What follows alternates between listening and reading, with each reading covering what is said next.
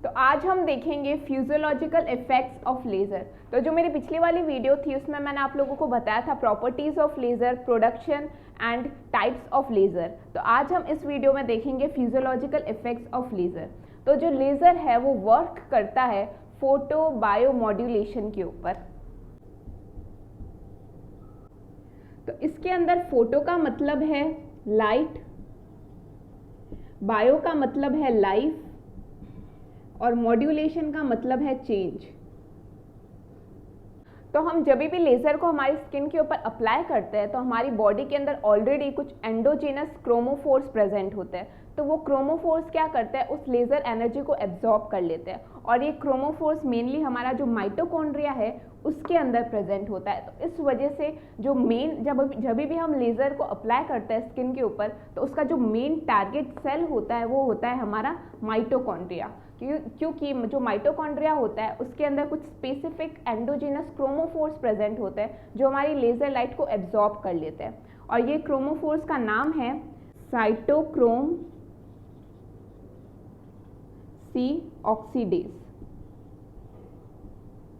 तो ये जो साइटोक्रोम सी ऑक्सीडेज है हमारे माइटोकॉन्ड्रिया के इनर मेम्ब्रेन के ऊपर प्रेजेंट होता है और ये क्रोमोफोर हमारी जो लेज़र एनर्जी को एब्जॉर्ब कर लेता है। तो इसका एक स्पेसिफिक फंक्शन होता है कि ये सिर्फ जो स्पेसिफिक वेवलेंथ को ही एब्जॉर्ब करता है, जैसे कि जो 400 से लेके 1000 नैनोमीटर की जो बीच की जो वेवलेंथ होती है सिर्फ ये उन्हीं एनर्जी को एब्जॉर्ब करता है, उसके अलावा जो दूसरी एनर्जीज होती है उनको एब्जॉर्ब नहीं करता। इसी वजह से जो हमारे हीलियम नियॉन लेज़र होते हैं तो उनकी वेवलेंथ क्या होती है 693.4 nm, या फिर जो हमारा गैलियम आर्सेनाइड लेज़र है तो उसकी वेवलेंथ क्या होती है 830 nm। तो ये जो वेवलेंथ है हमारे 400 और 1000 nm के बीच में आती है। तो उस वजह से जो हमारे माइटोकॉन्ड्रिया के अंदर साइटोक्रोम सी ऑक्सीडेज प्रेजेंट होता है तो उसको अच्छे से एब्जॉर्ब कर लेता है उस एनर्जी को, और फिर जैसे ये एनर्जी एब्जॉर्ब होती है तो जो हमारा माइटोकॉन्ड्रिया है उसकी जो एक्टिविटी होती है वो इंक्रीज हो जाती है। और अगर मैं और स्पेसिफिकली बोलूँ तो जो साइटोक्रोम सी ऑक्सीडेज है उसके अंदर एक कॉपर सेंटर प्रेजेंट होता है तो वो एब्जॉर्ब करता है हमारी लेज़र एनर्जी को। तो अब जैसे ही माइटोकॉन्ड्रिया की एक्टिविटी इंक्रीज हो जाएगी तो उसकी वजह से क्या होगा, माइटोकॉन्ड्रिया का मेन फंक्शन क्या होता है एटीपी का प्रोडक्शन। तो अब माइटोकॉन्ड्रिया की एक्टिविटी अगर इंक्रीज हो जाएगी तो एटीपी प्रोडक्शन भी इंक्रीज हो जाएगा। तो एटीपी का प्रोडक्शन इंक्रीज होगा तो एटीपी का फंक्शन क्या क्या होता है, एक तो ये एनर्जी प्रोवाइड करता है, ये सेकेंड मैसेंजर की भी तरह काम करता है। तो उसकी वजह से क्या होगा, ये दूसरे फंक्शंस को और ज़्यादा एक्सेलरेट करेगा। दूसरा, ये कैल्शियम चैनल्स के ऊपर आके बाइंड हो जाएगा। तो जैसे कैल्शियम चैनल्स के ऊपर जाके बाइंड होगा तो उसकी वजह से क्या होगा, कैल्शियम का इन्फ्लक्स होना स्टार्ट हो जाएगा। तो उसकी वजह से और सेल्यूलर एक्टिविटी इंक्रीज होगी। और दूसरा, एटीपी प्रोडक्शन के अलावा हमें वहाँ पर नाइट्रिक ऑक्साइड भी रिलीज होगा वहाँ पर। और नाइट्रिक ऑक्साइड क्या होता है, एक वेजोडाइलेटर होता है। तो उस वजह से हम जहाँ पर भी लेज़र अप्लाई करेंगे तो वहाँ पर हमें देखने को मिलेगा कि जो माइक्रो सर्कुलेशन है वो इंक्रीज हो जाता है, वहाँ पर का जो सर्कुलेशन है वो इंक्रीज हो जाता है। तो इन टर्न ज़्यादा ब्लड आएगा उस एरिया के ऊपर तो वो क्या करेगा, एक्सेलरेट करेगा वुंड हीलिंग को, और इसकी वजह से जो इडिमा होता है, इन्फ्लामेशन होता है, वो भी कम होता है। अब नाइट्रिक ऑक्साइड के अलावा जो तीसरी चीज़, इंपॉर्टेंट चीज़ जो रिलीज होती है वो है ROS, यानी कि रिएक्टिव ऑक्सीजन स्पीशीज़। और ये जो रिएक्टिव ऑक्सीजन स्पीशीज़ है ये बहुत कम अमाउंट के अंदर रिलीज होता है, क्योंकि अगर ये ज़्यादा अमाउंट के अंदर रिलीज हुआ तो वो डिस्ट्रक्टिव इफेक्ट्स शो करेगा, लेकिन कम अमाउंट के अंदर ये कुछ फ़ायदे भी प्रोड्यूस करता है। जैसे कि इसकी वजह से जो ट्रांसक्रिप्शन है वो एक्सेलरेट होता है। ट्रांसक्रिप्शन मतलब DNA से RNA बनना, तो इन टर्न फिर RNA से ट्रांसलेशन होके प्रोटीन बनेंगे। तो इस वजह से जो ROS है वो प्रोटीन बनाने में मदद करता है। प्रोटीन का जो फॉर्मेशन है वो एक्सेलरेट होता है ROS की मदद से, तो वो भी आगे जाके जो वुंड हीलिंग है उसको एक्सेलरेट करेगा, उसके प्रोसेस को। अब जो माइटोकॉन्ड्रिया है वो हर सेल के अंदर प्रेजेंट होता है, राइट। तो उस वजह से जब लेज़र अप्लाई करेंगे हम कोई भी पार्ट के ऊपर, तो अगर सपोज करो कि कोई फिब्रोब्लास्ट है या फिर लिम्फोसाइट है तो उनके अंदर भी माइटोकॉन्ड्रिया प्रेजेंट होंगे। अब उनके अंदर भी माइटोकॉन्ड्रिया प्रेजेंट होंगे तो उधर एटीपी वगैरह प्रोडक्शन ज़्यादा हो जाएगा, कैल्शियम चैनल्स जो होंगे वो ओपन होंगे और कैल्शियम अंदर आएगा, कैल्शियम इन्फ्लक्स होगा। तो उसकी वजह से क्या होगा कि इनकी जो मोटिलिटी है, इनका जो मूवमेंट है लिम्फोसाइट्स का, फिब्रोब्लास्ट का, तो वो इंक्रीज हो जाएगा। तो इस वजह से क्या होगा, जो भी हमारे जहाँ पे पे भी हमारा वुंड है तो उस एरिया के अंदर फिब्रोब्लास्ट आएंगे, लिम्फोसाइट्स आएंगे और उसको क्या करेंगे, वुंड हीलिंग को और ज़्यादा अच्छा करेंगे, वुंड हीलिंग को और ज़्यादा एक्सेलरेट करेंगे। तो इस वजह से ये जो है लिम्फोसाइट्स फिब्रोब्लास्ट, ये जो प्रोसेस है लिम्फोसाइट्स फिब्रोब्लास्ट, इनकी मोटिलिटी को भी इंक्रीज करता है। तो आई होप कि आप लोगों को फोटो बायोमॉड्यूलेशन समझ में आ गया होगा, जिसके अंदर जो लेज़र एनर्जी है, जो फोटॉन्स है हमारे साइटोक्रोम सी ऑक्सीडेज जो हमारे माइटोकॉन्ड्रिया के अंदर प्रेजेंट होते हैं तो वो एब्जॉर्ब कर लेते हैं और फिर बाद में ये सारे इफेक्ट्स जो है वो शो करते हैं, जिनकी वजह से हमें सारे थेरेप्यूटिक इफेक्ट्स मिलते हैं। तो अब फिजियोलॉजिकल इफेक्ट्स के बाद में मैं आप लोगों को इंडिकेशंस बताऊंगी जहाँ पे लेज़र यूज़ में ले सकते हैं। तो इंडिकेशंस ऑफ लेज़र के अंदर फर्स्ट इंडिकेशन है वुंड हीलिंग। तो जो लेज़र है वो बहुत ज़्यादा एक्सटेंसिवली यूज़ में लिया जाता है वुंड हीलिंग के लिए, पेन को कम करने के लिए। तो जो वुंड हीलिंग है वो बेसिकली वो करता कैसे है कम, तो मैंने आप लोगों को अभी बताया था कि जैसे अगर कोई लिम्फोसाइट है या फिर फिब्रोब्लास्ट है तो इन सेल के अंदर भी माइटोकॉन्ड्रिया प्रेजेंट होता है और जैसे ही माइटोकॉन्ड्रिया की एक्टिविटी इंक्रीज होगी तो वो क्या करेगा, एटीपी को रिलीज करेगा और एटीपी क्या करेगा, हमारे जो कैल्शियम चैनल्स है उसके ऊपर जाके बाइंड हो जाएगा और कैल्शियम चैनल्स को ओपन कर देगा और उसकी वजह से क्या होगा, कैल्शियम अंदर आएगा और जैसे ही कैल्शियम का इन्फ्लक्स होगा तो वो क्या करेगा, हमारा जो फिब्रोब्लास्ट होता है, लिम्फोसाइट्स होते हैं तो उनकी जो मोटिलिटी है उसको इंक्रीज कर देगा और ये सारे जो सेल्स होते हैं जब भी हमारा जहाँ पे भी वुंड हो गया है तो जहाँ वहाँ पर आएंगे और उस वजह से क्या होगा, हमारा जो रिपेयर प्रोसेस है उसको और ज़्यादा अच्छा करेंगे। तो ये कारण भी है कि जो हमारा वुंड का जो प्रोसेस है वो और ज़्यादा एक्सेलरेट होता है, हीलिंग का जो प्रोसेस है वो और ज़्यादा अच्छा होता है। तो जो ल्यूकोसाइट्स वगैरह आके वो क्या करते हैं, वो फेगोसाइट कर देते हैं, कोई भी अगर डेब्रिस है या फिर कोई बैक्टीरिया है तो उसको फेगोसाइट करके उसको किल कर देंगे। उसके अलावा मैंने आप लोगों को बताया था कि जो नाइट्रिक ऑक्साइड होता है वो क्या होता है, वेजोडाइलेटर होता है। तो वो क्या करता है, वहाँ का जो सर्कुलेशन है वो इंक्रीज करता है तो उसकी वजह से क्या होगा, और ज़्यादा ब्लड आएगा वहाँ पर, तो वहाँ न्यूट्रिएंट्स और वो सब लेके ब्लड आएगा, ऑक्सीजन वगैरह लेकर, तो उसकी वजह से क्या होगा कि जो वहाँ की वो वुंड है उसको और ज़्यादा न्यूट्रिशन वगैरह मिलेगा। तो उस प्रोसेस की वजह से भी जो वुंड है वो और ज़्यादा उसकी हीलिंग एक्सेलरेट होगी। उसके अलावा मैंने आप लोगों को बताया था कि इसके अंदर प्रोटीन सिंथेसिस भी होता है।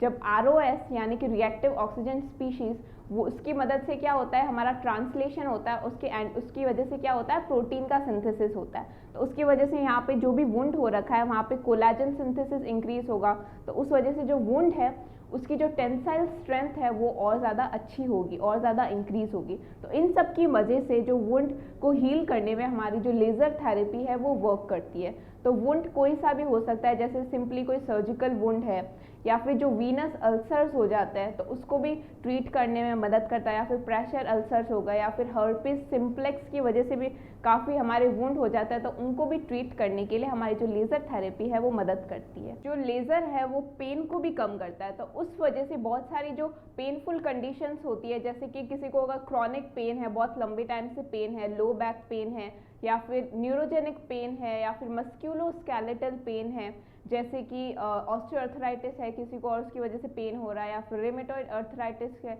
और उसको पेन हो रहा है, या फिर उसको कब से लो बैक पेन है, तो या फिर टेनिस एल्बो है किसी को और उसकी वजह से उसे पेन हो रहा है, तो ये सारे पेनफुल कंडीशंस के अंदर भी हम लेज़र थेरेपी दे सकते हैं, क्योंकि वो क्या करता है, हमारा जो पेन है उसको कम करता है। और बहुत सारी स्टडीज़ के अंदर देखा गया है कि जो लेज़र थेरेपी होती है बहुत ज़्यादा इफेक्टिव होती है पेन को कम करने के लिए। और अगर किसी के पेन हो रहा है और वहाँ पे हमें मायोफेशियल ट्रिगर पॉइंट्स प्रेजेंट है तो वहाँ पे भी हम लेज़र थेरेपी दे सकते हैं। तो वो क्या करता है, वहाँ का जो पेन है उसको कम करता है। और नॉर्मली जो ट्रिगर पॉइंट्स वगैरह प्रेजेंट होता है वो हमारी नेक के अराउंड प्रेजेंट होता है, या फिर हमारी जो अपर बैक है वहाँ पर ट्रिगर पॉइंट्स प्रेजेंट होते हैं, तो वहाँ पे हम लेज़र थेरेपी दे सकते हैं और वो भी वहाँ का जो पेन है उसको कम करने में मदद करेगा। जो लेज़र थेरेपी होती है वो इडिमा को कम करने के लिए भी काम आती है। जैसे कि सपोज करो किसी को एंकल स्प्रेन हो गया, मतलब कि एंकल का जो एंकल जॉइंट में जो लिगामेंट होता है उसकी इंजरी हो गई है, तो उस टाइम पे क्या होगा, अक्यूट स्टेज के अंदर वहाँ पे इन्फ्लामेशन वगैरह आएगा, वहाँ पे जो स्वेलिंग होगी वो होगी, तो उसके अंदर क्या कर सकते हैं हम, लेज़र थेरेपी यूज़ में ले सकते हैं। तो उसकी वजह से क्या होगा, जो वहाँ पे जो भी इडिमा है, जो भी इडिमा आया है वो कम हो जाएगा। तो हम इसको अक्यूट स्टेज के अंदर एडिमा को कम करने के लिए भी यूज में ले सकते हैं। नेक्स्ट जो एग्जांपल है वो है लिम्फ एडिमा। तो लिम्फ एडिमा को भी कम करने के लिए जो लेजर थेरेपी है वो काफ़ी यूज में ली जाती है। लिम्फ एडिमा नॉर्मली देखने को कब मिलता है? नॉर्मली ये देखने को मिलता है पोस्ट मैस्टेक्टमी के केसेस के अंदर। पोस्ट मैस्टेक्टमी मतलब कि किसी के ब्रेस्ट कैंसर हुआ और उस ब्रेस्ट कैंसर को हटाने के लिए जो हम सर्जरी जो यूज में ली जाती है वो होती है मैस्टेक्टमी, रेडिकल मैस्टेक्टमी। तो इसके अंदर क्या होता है कि हमारा जो ब्रेस्ट टिश्यू होता है वो हटा दिया जाता है, जो हमारे लिम्फ नोड्स होते हैं वो भी उस एरिया के हटा दिए जाते हैं। तो उस वजह से जहाँ जो भी ब्रेस्ट ट्रीट किया तो उसका जो हैंड है वहाँ पर हमारे लिम्फ एडिमा देखने को मिलता है, जो हैंड होता है वो फूल जाता है। तो उस एडिमा को कम करने के लिए हम लेज़र थेरेपी यूज़ में लेते हैं। स्टडीज़ में ये देखा गया है कि लेज़र थेरेपी को यूज़ में लेने के बाद में जो लिम्फ एडिमा है वो कम देखा गया है। नेक्स्ट है रेनाउट्स डिजीज़। तो इसके अंदर क्या होता है कि ये नॉर्मली हमारे फिंगर्स या फिर टोस के अंदर देखने को मिलता है। तो इसके अंदर क्या होता है, जो हमारी आर्टरीज होती है, अगर हम एक्सेसिव कोल्ड के एक्सपोजर में आए तो उसकी वजह से क्या होता है, हमारी जो आर्टरीज होती है, स्मॉल आर्टरीज, तो वो कॉन्स्ट्रिक्ट हो जाती है। तो उसकी वजह से हमारी स्किन को ब्लड सप्लाई मिल नहीं पाती है। तो उसकी वजह से हमारी जो स्किन जो होती है नॉर्मली फिंगर्स की, टोस की, तो वो एकदम नम हो जाती है। तो उसको ट्रीट करने के लिए भी जो लेज़र थेरेपी है वो काफ़ी हेल्पफुल होती है। तो हम हमारे पाम के ऊपर या फिर हमारा जो सोल है फुट का, तो वहाँ पर लेज़र थेरेपी यूज़ में ले सकते हैं ताकि इस कंडीशन को ट्रीट कर सके। अब इंडिकेशंस के बाद में कुछ कॉन्ट्रा इंडिकेशंस है। तो फर्स्ट कॉन्ट्रा इंडिकेशन है कार्सिनोमा।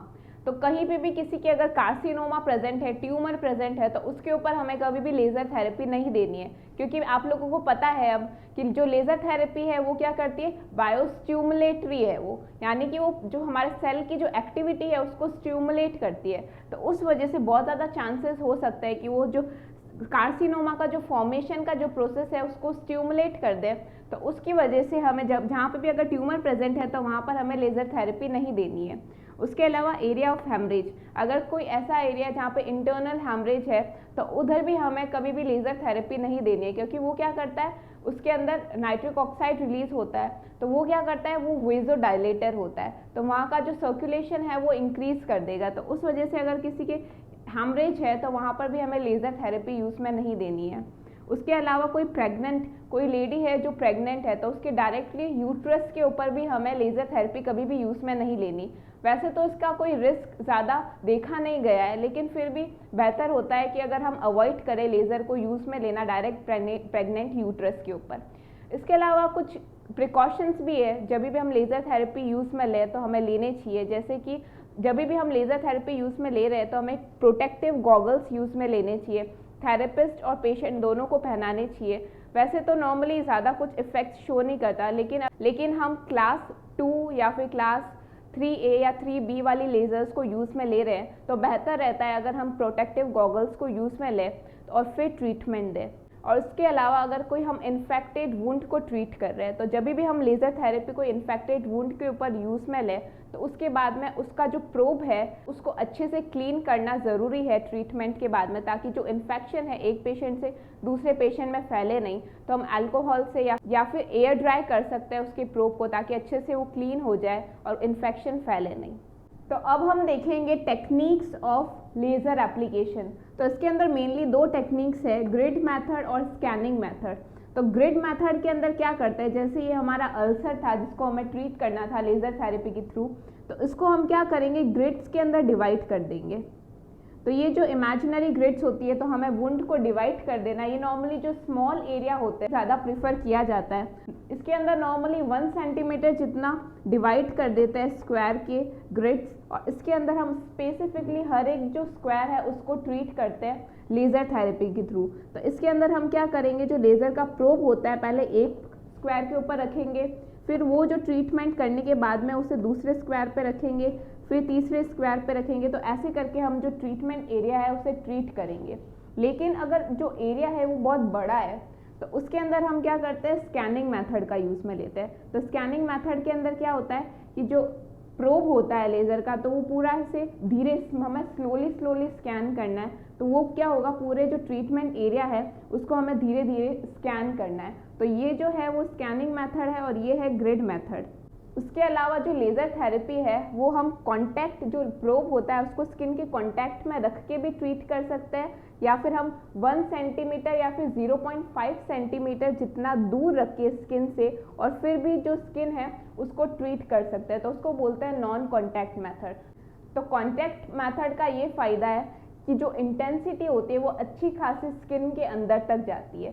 जो ज़्यादा से ज़्यादा जो इंटेंसिटी है, ज़्यादा से ज़्यादा जो एनर्जी है लेज़र की, वो स्किन के अंदर चली जाती है। लेकिन जो नॉन कॉन्टैक्ट मेथड है उसके अंदर क्या होता है, आपको अगर इन्वर्स स्क्वायर लॉ पता हो जिसके अंदर होता है कि जितनी ज़्यादा डिस्टेंस पे हम रखेंगे तो उतनी ही कम इंटेंसिटी हमारे स्किन के अंदर जा पाएगी। तो इस वजह से अगर जो नॉन कॉन्टैक्ट मेथड के अंदर हमें डिस्टेंस पे रखना पड़ता है प्रोब को, तो उस वजह से इतनी अच्छी इंटेंसिटी स्किन के अंदर जा नहीं पाती है। और कॉन्टैक्ट मेथड के अंदर क्योंकि हमारा जो प्रोब होता है वो हम अच्छे से प्रेशर के साथ स्किन के ऊपर कॉन्टैक्ट करके रखते हैं, तो वो क्या करता है, जो हमारे जो डीपर स्ट्रक्चर होते हैं उसको और ज़्यादा इफेक्टिवली ट्रीट करता है। लेकिन एक बात हमेशा याद रखना, कॉन्टैक्ट मेथड के अंदर अगर पेशेंट को उसको कॉन्टैक्ट में रखने से बहुत ज़्यादा पेन हो रहा है तो उस टाइम पे हमें कॉन्टैक्ट मेथड यूज़ में नहीं लेना, या फिर जो वुंड है वो एसेप्टिक है, उसकी जो एपिडर्मिस है वो नहीं है, सिर्फ डर्मिस शो हो रही है, तो उस टाइम पे भी हमें जो कॉन्टैक्ट मेथड है वो यूज़ में नहीं लेना और हमें नॉन कॉन्टैक्ट मेथड को यूज़ में लेना है।